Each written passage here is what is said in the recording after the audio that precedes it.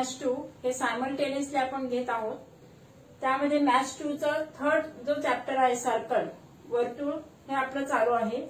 वर्तुळमध्ये practice set 3.2 या अगोदरच्या भागामध्ये आपण त्यामधील उदाहरणे बघितले। आता त्या पुढचे जे काही उदाहरणं आहेत शिल्लक राहिलेली ती बघूया आणि पुढचा भाग बघणार आहोत। या अगोदरचे चॅप्टर्स मॅथ्स 1 मॅथ्स 2 यांच्या व्हिडिओच्या लिंक्स तुम्हाला डिस्क्रिप्शन बॉक्समध्ये पाहायला मिळतील, ते तुम्ही सबस्क्राइब करू शकता आणि बेल आयकॉन यावर जर क्लिक केलात तर तुम्हाला म्हणजे रोजच्या जे व्हिडिओज आहेत त्यांच्या नोटिफिकेशन्स मिळू शकतील। 3.2 मध्ये क्वेश्चन 5 दिलेला आहे तो आपण बघूया। क्वेश्चन 5 मध्ये line L is common tangent to both the circles. जो क्वेश्चन दिलाय त्यामध्ये काय दिलंय, line L is common tangent to both the circles and with centre A the circle radius is 4 centimetre. Centre B असलेल्या सर्कलची radius R2 is equal to BD 6 centimetre. दोन वेगवेगळे different असे सर्कल्स आहेत आणि त्यांची रेडियस कशी आहे, एकाची रेडियस 4 सेंटीमीटर एकाची आहे 6 centimetre. And you have to find the length of this tangent. CD ची लेंथ तुम्हाला फाइंड करायची आहे। You have to find the length of CD, संपूर्ण CD ची बघायची। आणि देताना काय काय दिलंय आपल्याला, it is tangent both the circles and radius of both the circles, एवढं आपल्याला दिले। त्या आधारावर आपण हे प्रॉब्लेम आणि टचिंग सर्कल्स आहेत। ई हा जो आहे E point is the contact of their contact point म्हणजे स्पर्शबिंदू आहे तो, ही एक माहिती दिली आहे आणि या आधारावर आपल्याला लेंथ CD फाइंड करायचं आहे। त्यासाठी आपल्याला कन्स्ट्रक्शन करावं लागणार, म्हणजे रचना करायची आहे की त्यामध्ये कन्स्ट्रक्शन मध्ये AM परपेंडिक्युलर टू BD अशा पद्धतीने A हा जो पॉइंट आहे, A is the centre of the first circle, B is the centre of the second circle. From point A, that is from center A, we draw the perpendicular on the radius BD. BD वर आपण लंब काढायचंय। We have to draw a perpendicular on the radius BD. आणि कसा काढणार तो, की A पासून काढणार, दॅट इज अशा पद्धतीने काढू आपण की AC is equal to DM, कारण परपेंडिक्युलर काढला आणि सेंटर पासून हे केलंय। म्हणजेच काय झालं, AC ची लेंथ म्हणजेच रेडियस आणि DM ची लेंथ सेम असणार 4 सेंटीमीटर। ते एक झालं। आणि परपेंडिक्युलर काढल्यामुळे झालं काय की हा जो ट्रायंगल आहे AMB is right angle triangle आणि E is the point of contact. There point of contact touching point जे सर्कल्स आहे त्यांचा कॉन्टॅक्ट पॉइंट आहे E हा स्पर्शबिंदू आहे आणि टचिंग पॉइंट असल्यामुळे आपण अगोदर त्यांचं थेरम बघितलंय की सेंटर्स आणि touching point they lies on the same line. म्हणून मग A is the center, B is the center and E is touching point of the both circles. 3 points are collinear. ते एकाच रेषेवर असतात। दोन्ही वर्तुळांचे म्हणजे जे स्पर्शवर्तुळे आहेत, स्पर्शवर्तुळांचे केंद्रबिंदू आणि त्यांचा स्पर्शबिंदू हे जे आहे ते एका रेषेवर असतात। हा आपण या अगोदर जो थेरम पाहिला तो इथे वापरणार आहोत आणि त्यानुसार AMB it is the right angle triangle, काटकोन त्रिकोण तो तयार होणार आणि मग काटकोन त्रिकोणाच्या AB ची बाजू आपल्याला फाइंड करावं, म्हणजे आपण त्याचे ऍडिशन करून काढणार आहोत। BM ची लेंथ पण काढणार आहोत आणि AM फाइंड केलं तर आपल्याला काय मिळेल, CD। AM and CD are parallel to each other because आपल्याला तो रेक्टँगल दाखवायचा आहे। We have to show the ACDM is rectangle, तो आयत आहे हे दाखवायचं आपल्याला अगोदर। तर त्यासाठी आपण रचना कशी लिहिणार बघा। रचना म्हणजे construction AM perpendicular to BD draw केला आपण। तो ड्रॉ केल्यामुळे होतं काय की अँगल DMA, डी हा जो घेतला आपण DMA, it is right angle. आणि बाजूचा जो आहे तो AMB, it is also right angle. Linear pair तयार होतो ना त्या ठिकाणी, म्हणजे दोन्ही बोथ किती झाले, बोथ अँगल्स आर 90 डिग्री. दोन्ही जे आहे ते काटकोन त्रिकोण तयार होतील. And therefore point A is between B and D, त्यांच्यामध्ये दरम्यान आहे. Point M is between B and D, म्हणजेच पॉइंट M हा B आणि D च्या दरम्यान आहे. ते lies on the same line, collinear आहे, ते एकरेषीय आहे असा त्याचा अर्थ. C आणि D, these are the contact points, स्पर्शबिंदू आहेत C आणि D. आता पण आपण टँजंट थेरम जर बघितला, स्पर्शिका त्रिज्या प्रमेयानुसार स्पर्शबिंदूतून काढलेली त्रिज्या स्पर्शिकेला लंब असते. काय स्पर्शिका त्रिज्या प्रमेय, स्पर्शबिंदूतून काढलेली जी स्पर्शिका असते ती त्या त्रिज्येला लंब असते. A tangent which is drawn from the touching point of the, त्यांचं जे टँजंट आहे touching point, that is perpendicular to the radius. तोच प्रमेय पुन्हा इथे पण वापरला. It is also 90 degree. This is 90, this is 90. C and D, both the angles are 90 degree because of tangent theorem. स्पर्शिका त्रिज्या प्रमेयानुसार angle ACD equal to 90, angle BDC is equal to also 90. आणि तिथं आपण कन्स्ट्रक्शन केलेलंच आहे. Third angle is also 90, म्हणूनच इथे लिहिलं. Therefore angle DMA is 90.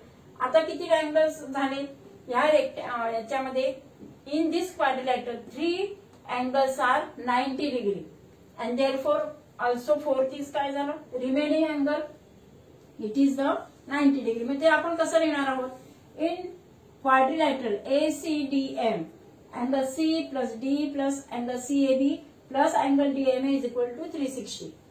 चौकोनाच्या चारही कोणांची बेरीज 360 अंश असते. The sum of the quadrilateral is 360 and according to that theorem 90 plus 90 plus हा इथला DMA, it is also 90 plus angle CAB that is equal to 360. 90 अधिक 90 अधिक 90 किती झाले, 270. म्हणून angle CAB is equal to 360 minus 270, 90 degree. म्हणजेच remaining हा जो A अँगल आहे इट इज 90 डिग्री. आता चारही जे कोन्स आहेत ते कसे झाले, 90 90, that is they are right angle. आणि ज्याचे राईट अँगल जे 4 अँगल्स आहेत ते जर का 90 90 असतील तर that quadrilateral is rectangle or square. म्हणजे तो आयत असू शकतो किंवा चौकोन असू शकतो. आता इथे याचे all sides are not same. AC congruent to DM because this is radius R1, it is also radius R1. दोघांची 4-4 सेंटीमीटर येणार. Therefore AC is equal to MD is equal to 4. आणि चारही जे अँगल्स आहेत they are right angle, therefore it is rectangle. आणि opposite sides are congruent. आता ही 4 centimetre, ही 4 सेंटीमीटर आहे. AM ची लेंथ आपल्याला माहित नाहीये, we have to find it. ती फाइंड करायची, कारण AM is parallel to CD. CD ची लेंथ काढण्यासाठी आपल्याला AM फाइंड करायची. Opposite sides of the rectangle are congruent and as well as parallel. म्हणजे एकरूप पण असतात आणि समांतर पण असतात. मग त्या प्रॉपर्टीनुसार AC is equal to MD is equal to 4 घेतले आपण आणि AM is equal to CD ते पण घेतले आपण, sides opposite of the rectangle. आता आपल्याला BD ची लेंथ काढायची. संपूर्ण BD is the addition of DM plus MB. काय ऍडिशन आहे, DM प्लस MB. आणि संपूर्ण BD आपल्याला दिली 6 सेंटीमीटर आणि ही आपण काढली 4. 6 मायनस 4 वी गेट 2. म्हणजे हा जो छोटा पार्ट आहे BM इट इज 2 सेंटीमीटर. मोठ्या सर्कलची जी रेडियस आहे ती 6 सेंटीमीटर आहे. Therefore 6 is equal to BM plus 4. म्हणजेच आपल्याला 6 मायनस काय मिळणार, 6 minus 4 we get 2. It is 2 centimetre. DM ची लेंथ मिळाली 2 सेंटीमीटर. आता आपण AB ची लेंथ काढूया. AB मध्ये पण E is the touching point of both the circles. Therefore, A dash E dash B म्हणजे E is between point A and B. Touching circles असल्यामुळे त्याची प्रॉपर्टी आपण we use the property of touching circles. स्पर्श वर्तुळांचा आपण गुणधर्म वापरणार की they are lies on the same line. Centres of the circle and touching point both 3 जे पॉइंट्स असतात ते lies on the same line आणि देअरफॉर त्यांची आपण ऍडिशन करू शकतो. मग ते कशी झाली? AB is equal to AE plus EB. But AE is the radius. This is radius. It is also radius. आणि इथे ही पण काय आहे? R2 is radius. It is 6 centimetre. It is 4 centimetre. 6 plus 4 we get 10. म्हणजेच आपल्याला length AB is equal to 10 centimetre. म्हणून आपण पहा 4 plus 6 is equal to 10 centimetre घेतलं. टचिंग सर्कल्सची प्रॉपर्टी वापरली, त्यांचा गुणधर्म वापरून AE plus EB we get length AB is equal to 10 centimetre. आता ही संपूर्ण AB मिळाली 10 सेंटीमीटर आणि ही फाइंड करायची. आता हा काय झालाय? Right angle triangle. म्हणजे अशा पद्धतीचा जो राईट अँगल ट्रायंगल झालेला आहे की ही जी लेंथ आहे ती 2 सेंटीमीटर आहे. ही आपल्याला फाइंड, ही आपण जी काढली ती 10 सेंटीमीटर काढली आणि we have to find AM. AM आपल्याला काढायचंय. इथे नाव आता देताना हे होतंय 10 सेंटीमीटर आपल्याला दिलेलंच आहे हे आणि ही एक साइड काढायची आहे. तो जर का तुम्ही सरळ करून बघितलं तर it is the right angle triangle and therefore in right angle triangle त्याचं नाव पहा AMB. AMB. AMB मध्ये AB square is equal to AB चा square. AB is the hypotenuse कर्ण आहे तो. Hypotenuse square plus is equal to AM square plus BM square. Sides of the triangle AM square. AM square plus AMB square. म्हणजेच BM घेतला आपण. BM ची value 2 काढलेली आहे आणि AB ची 10 काढली. मग 10 चा square 100 plus AM square plus 2 चा स्क्वेअर 4 झालाय आणि therefore AM square is equal to 100 minus 4. 100 minus 4. मग आता AM square is equal to 100 minus 4. 100 मधून 4 वजा केले किती राहिले? 96. आता 96 it is not complete squaring. Square number नाहीये तो. We cannot take its square root आणि म्हणून मग त्याच्या आपण फॅक्टर्स पाडणार. फॅक्टर्स पाडल्यावर कसं होणार? 16 सखा 16 इंटू 6. 16 चा स्क्वेअर रूट निघतोय परंतु 6 चा निघत नाही आणि देअरफॉर स्क्वेअर रूट जर घेतला आपण स्क्वेअर रूट घेणार वर्गमूळ घेऊन, दोन्ही बाजूंचे वर्गमूळ घेऊन काय मिळणार? मग AM इज इक्वल टू 16 चा स्क्वेअर रूट 4 झाला. 16 चा वर्गमूळ 4 आणि 6 चा निघत नाही म्हणून तो under root 6 and therefore the length of. आता AM ची व्हॅल्यू किती काढली आपण? 4 रूट 6. 4 रूट 6 काढली आणि AM is parallel to CD. आपण इथे घेतलेलंच आहे ना. AM इज इक्वल AM जी आहे ती AM and CD from equation काय घेतलं? From equation 1 AM is equal to CD किंवा AM कॉन्ग्रुएंट टू CD आणि it is 4 root 6 centimetre. 4 root 6 centimetre. म्हणजे अशा पद्धतीने आपण सुरुवातीला तो रेक्टँगल पण दाखवला, नंतर राईट अँगल ट्रायंगल मध्ये पायथागोरस थेरम यूज केला आणि मग त्याचे अपोजिट साइड कॉन्ग्रुएंट्स असतात म्हणून AM ची अपोजिट साइड CD आणि म्हणून CD ची लेंथ जी आहे ती 4 रूट 6 सेंटीमीटर आहे. अशा पद्धतीने हे जे चॅलेंजिंग टाइप किंवा वर्ड प्रॉब्लेम जे आहे की ज्यामध्ये कन्स्ट्रक्शन करायचं असतं त्यामध्ये अशाच पद्धतीने स्टेप बाय स्टेप व्यवस्थित तुम्हाला उदाहरणं लिहिणं गरजेचं असतं. आता याच्यामध्ये पुढे आपण पुढचा जो हे जे आहे आर्क्स आणि आर्क्सचं मेजरमेंट ते कसं काढायचं आणि मेजर आर्क मायनर आर्क ते आपण बघूया. आपण arc of circle he concept बघूया. वर्तुळ कंस म्हणजे काय ही संकल्पना आपल्याला बघायची आहे. मी इथे लिहिताना नेहमी सेमी आणि मराठी दोन्ही माध्यमांच्या विद्यार्थ्यांसाठी मराठी आणि इंग्लिश दोन्ही शब्दांचा वापर केलेला असतो आणि बोलताना पण किंवा एक्सप्लेन करताना जर इंग्लिश वाक्य बोलले तर त्यानंतर लगेच त्याचं ट्रान्सलेशन मराठीतून बोलत असते. त्याच्यामुळे त्याचा प्रतिशब्द किंवा त्याचं जे ट्रान्सलेशन आहे ते लगेच तेव्हाचे तेव्हा तुमच्या लक्षात येईल आणि म्हणून लिहिताना पण त्याच पद्धतीने लिहिलेलं आहे. सेमी आणि मराठी मीडियम दोन्हीच्या विद्यार्थ्यांसाठी अशा पद्धतीने लिहिण्याचा प्रयत्न केलेला आहे.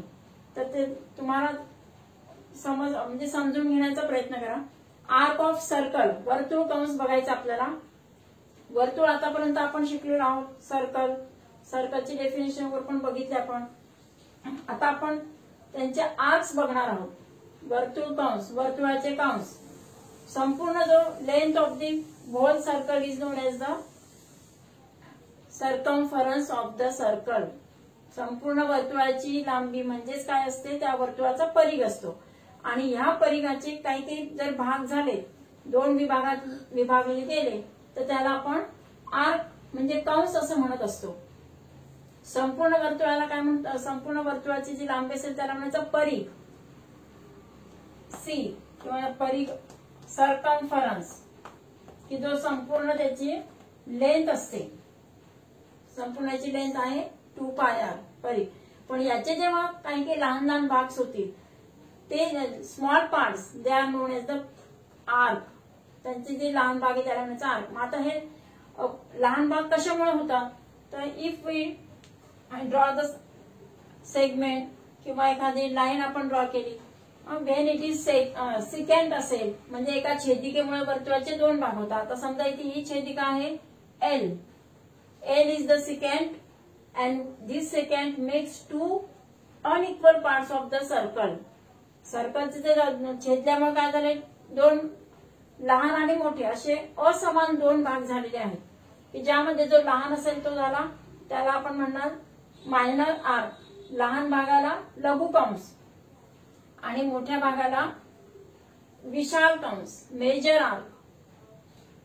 एका सेकंडमुळे किंवा एका लाईनमुळे जेव्हा when the circle is divided by the secant, then there are unequal parts. Smaller part is known as the minor arc and greater part is known as major arc. विशाल कंस म्हणतात मोठा पार्ट असेल तर, आणि लहान पार्ट असेल तर लघु कंस. आता हा जो पार्ट आहे इथे पहा, कंस जे आहे ते AXB, minor arc is AXB. मग आता मायनर आणि मेजर यासाठी काय महत्वाचा पॉइंट आहे की centre of circle is on the side of secant. सिकॅन्टच्या ज्या बाजूला सेंटर असेल that part is the major part of the circle, किंवा जो काही आर्क असेल that is the major arc. आता बघा ह्या सिकॅन्टच्या कोणत्या साइडला सेंटर आहे, O is the centre of the circle, it is on the right side. Therefore this संपूर्ण this arc is major arc. Major केव्हा म्हणणार, when the centre is on that side is known as major arc. And other जो remaining part आहे, उरलेला जो भाग आहे, that it is known as the minor arc. तो जो आहे तो लघु कंस आहे. म्हणजे मेजर आर्क साठी काय पाहिजे, centre of the circle is on the side of the secant. ज्या बाजूला सेंटर आहे that part is major, it is greater, and therefore this is the major arc. आणि आर्कची नावं लिहिताना आपण 3 लेटर्स मध्ये लिहिणार. जसं अँगलची नाव लिहितो तशीच, की त्याचा जो व्हर्टेक्स असेल, शिरोबिंदू जो आहे तो आपण मिडलला घेतो. समजा मला आता अँगल ABC काढायचा असेल तर B इट इज द त्याचा व्हर्टेक्स असतो. मग तसं इथे पण काय आहे, आर्कची जी नाव आहे ती 3 अक्षरी आहे. आता A आणि B यामध्ये कुठेतरी एक पॉइंट समजा Y घेतलेला आहे, तर याचं लिहिताना आपण आर्कचं नाव कसं लिहिणार, AYB और कोणतं BYA असंही लिहू शकतो. BYA और AYB. त्यांचा जो क्रम आहे तो रिव्हर्स वगैरे लिहू शकतो आपण. AYB आणि BY क्लॉकवाईज अँटी क्लॉकवाईज कोणत्याही डायरेक्शन घेतलं तरी नाव Y जे आहे ते मध्ये आलं पाहिजे. नुसतं AB म्हटलं तर it is the secant, part of secant, it is segment this AB segment, परंतु आर्कचं जर नाव लिहायचं असेल तर वी हॅव राईट AYB. त्याच पद्धतीने स्मॉलर आर्क जो असेल, मायनर आर्क लघु कंस जो आहे तो सुद्धा आपण त्याच याच्यानुसार लिहिणार, AXB किंवा BXA, AXB किंवा त्याला म्हणतो आपण BXA. लिहिताना आर्क हा शब्द लिहिणार किंवा कंस, किंवा इथे घेणार आपण कंस शब्द लिहितो किंवा आर्क, म्हणजे लघु कंस AXB. स्मॉलर जो मायनर आर्क आहे, minor arc is AXB and major arc is AYB. हे झाले त्यांचे दोन कॉन्सेप्ट टाकले, major arc and minor arc. Major arc मध्ये centre is on the side of the secant. आता पुढचं बघणार आहोत आपण तिसरी concept, central angle. Central angle of the circle. आता सेंट्रल अँगल कसं ओळखणार, त्यासाठी म्हणजे केंद्रीय कोन, त्या नावामध्येच लक्षात येईल केंद्रीय कोन. वर्तुळाचा केंद्रबिंदू हा ज्या कोणाचा शिरोबिंदू असेल तो कोन म्हणजे त्या वर्तुळाचा केंद्रीय कोन आहे, किंवा वर्तुळाचा केंद्रबिंदू असणाऱ्या जो कोणाचा शिरोबिंदू आहे त्या कोणाला त्या वर्तुळाचा केंद्रीय कोन म्हणतात. And therefore this is angle COD. COD is the central angle. कोणता अँगल झाला तो, सेंट्रल अँगल, केंद्रीय कोन. Because centre of the circle is the vertex of the that angle. आणि म्हणून vertex of angle is the centre of the circle, then that angle is known as central angle. आता central अँगलचं measure theta मध्येच घेणार आपण. त्याचं measurement theta 30, 60, 90 जसं angle major करतो त्याच पद्धतीने हा सुद्धा सेंट्रल अँगल थिटा मध्ये किंवा डिग्री मध्ये आपण तसं घेणार आहोत. आता याचं जे मेजर आहे, major of the central angle is the measure of the arc. त्याने इंटरसेक्ट केलेला जो आर्क आहे याचं मेजरमेंट म्हणजेच सेंट्रल अँगलचं मेजरमेंट असतं. तर central angle suppose it is 50 degree, then measure of arc DC किंवा DZC. DZC इज 50. म्हणजे सेंट्रल अँगलचं जे मेजर आहे ते कशाचं आहे, त्या कंसाचं माप असतं. केंद्रीय कोनाचं माप म्हणजेच त्या केंद्रीय कोनाने अंतर्लिखित केलेला जो काही कंस असेल, इंटरसेक्ट केलेला कंस, त्या कंसाचं माप असतं. हे तुम्ही अगोदर पण शिकलेला आहात, 8वीला पण झालेलं आहे तुमचं. केंद्रीय कोनाचं माप म्हणजे त्याने ऑक्युपाईड केलेल्या कंसाचं माप असतं, त्याने इंटरसेक्ट केलेल्या कंसाचं माप असतं. कोणाचा शिरोबिंदू हा वर्तुळ केंद्रात असतो आणि म्हणून मग measure angle COD, measure angle COD is equal to measure arc CZD. म्हणून तिथे लिहिलं मेजर आर्क CZD. केंद्रीय कोनाचं माप हे त्या कोणाने जो अंतर्लिखित केलेला कंस असेल त्या कंसाचं माप असतं. आणि म्हणून मग that is equal to theta.